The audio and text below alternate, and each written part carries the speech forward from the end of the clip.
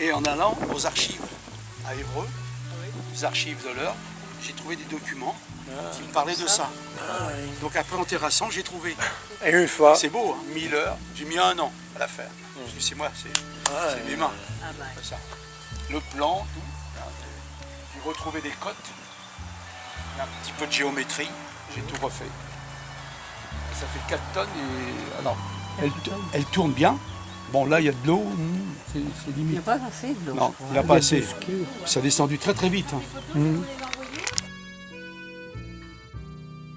Pierre Simon Racine. C'est-à-dire qu'il y a eu un noyer ici. Ils n'écrivaient pas sur les papiers, ils écrivaient sur les murs. Et là-haut, il y a plein de trucs, d'écriture. Donc le mur est toujours authentique. Ah ben oui. Oui. Alors, je n'ai pas encore retrouvé les racines, mais en faisant de la généalogie, on en fait à Brionne, on va rechercher aussi. Parce qu'il est de 1190, 1190, 12e siècle. Donc très vieux. Mais j'ai trouvé des papiers aux archives, mais je ne connais pas les propriétaires, tous les propriétaires.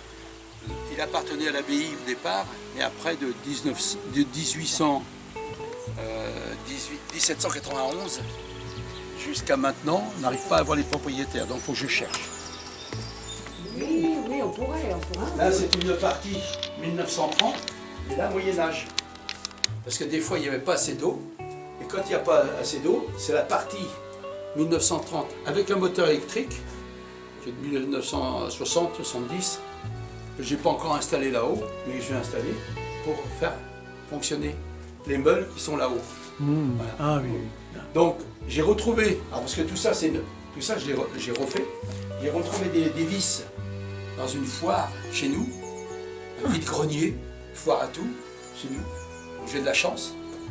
Alors ça s'appelle une trempure, on tourne une vis, là ça monte, ça fait monter ça. Ça fait écarter les meules, donc la farine est plus ou moins fine. Ah oui, c'est pour régler l'épaisseur, disons. L'espace entre les deux meules. Donc tout ça, c'est moi. J'ai tout fait. Mais j'aime bien. Ah oui. Alors c'est le moteur en bois. Et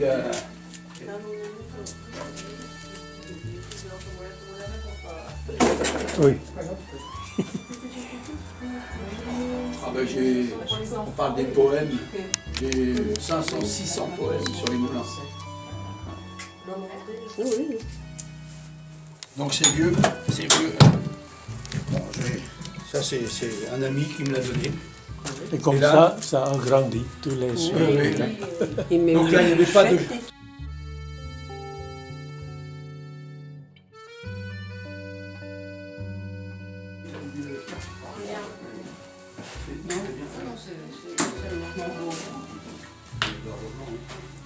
Beaucoup d'outils là-haut. Matériel. Beaucoup de matériel. Le stockage. Stockage là-haut. Donc le meunier, il arrivait par le chemin. Il n'y avait pas de route, c'était un chemin. Et il passait avec son âne ici à la porte, très large.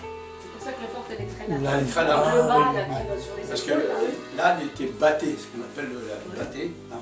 Et après, en 1850-1870, il y avait une petite ficelle, on tirait sur la ficelle et le sac il montait par la lucarne. Donc, comme chez vous, hein, c'est pareil. Oui. Comme ça faisait, il n'avait pas besoin de monter l'escalier. Donc le sac de blé arrivait ici, il prenait, il mettait le blé là-dedans, ça tourne. Bon là je ne vais pas la faire tourner, mais bon, les meules sont dans le coffre là, et ça tourne, et quand le babillard, ça s'appelle le babillard, il tourne, il fait trembler le truc ici.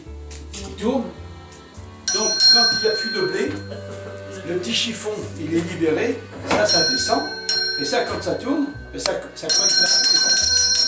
Le nez tu dors, tu te réveilles et tu remets du blé.